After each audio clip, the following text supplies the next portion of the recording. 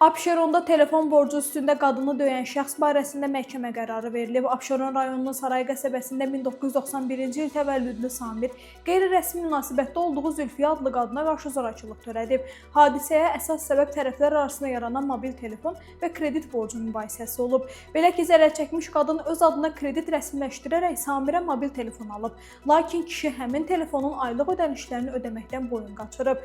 Küçədə rastlaşan zaman Zülfiyə borcun ödənilməməsinə görə narazılığını bildirərək telefonun dərhal geri qaytarılmasını tələb edib. Bu tələbdən qəzəblənən Samir qadını zorla evə salaraq onun boğazından yapışıb, sifət və bədən nahiyələrinə yumruq və təpiklə ağır zərbələr endirib. Faktla bağlı zərərçəkmişin bacısı dərhal 102 xidmətinə məlumat verib. Məhkəmə iclasında Samir əməlindən peşman olduğunu, dəymiş ziyanı ödədiyini və qadınla barışıq əldə etdiyini bildirib. Abşeron rayon məhkəməsinin hökmü ilə amnistiya aktı tətbiq olunub.